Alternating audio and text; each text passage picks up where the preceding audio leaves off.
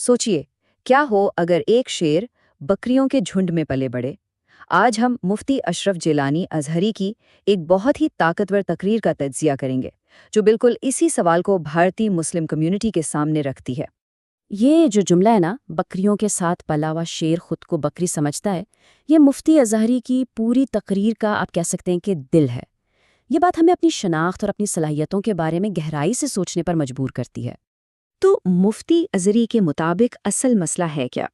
चलिए उनकी तशखीस को ज़रा तफसील से देखते हैं और समझते हैं कि वो कौन से मसाइल हैं जो उनके ख्याल में कम्युनिटी की तरक्की में रुकावट बने हुए हैं।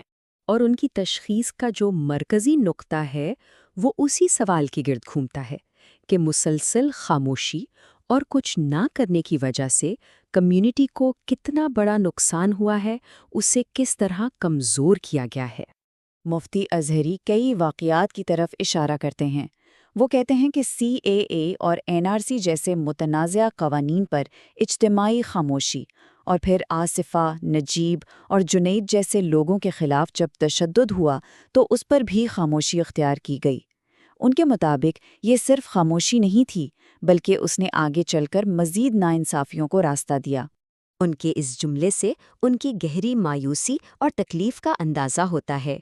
ये अल्फाज इस तनकीद के पीछे छुपे हुए जज्बे को बिल्कुल साफ जाहिर करते हैं।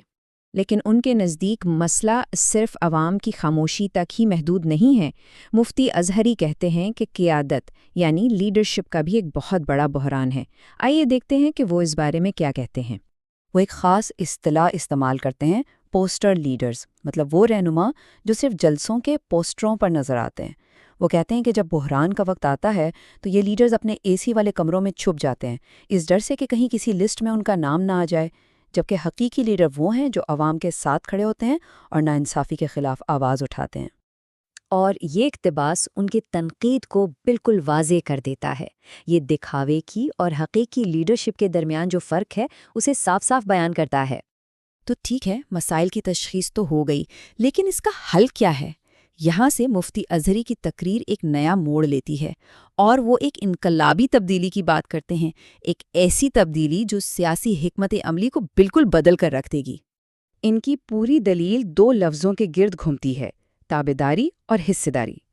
अजहरी कहते हैं कि ताबेदारी की जहनियत से निकलना होगा, यानी सियासी तौर पर किसी के पीछे चलने या गुलामी करने की सूझ को छोड़कर हिस्सेदारी की तरफ बढ़ना होगा, मतलब सियासी शराकतदारी और बराबरी का हक मांगना होगा।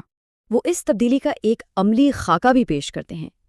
वो कहते हैं कि पिछले 75 साल से कम्युनिटी खुद को वफादार और जिम्मेदार तो कहती आई है, लेकिन अब वक्त आ गया है कि इसमें एक तीसरा और सबसे अहम नारा शामिल किया जाए, बराबर के हिस्सेदार।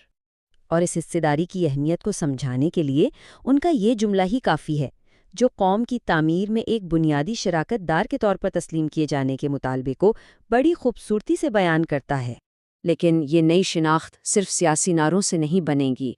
अजहरी का कहना है कि इसके लिए एक गहरी अंदरूनी तब्दीली की ज़रूरत है, अखलाकी किरदार को बेहतर बनाने से लेकर तालीम में आगे बढ़ने तक और नाइंसाफ़ी के खिलाफ बोलने की हिम्मत पैदा करने तक।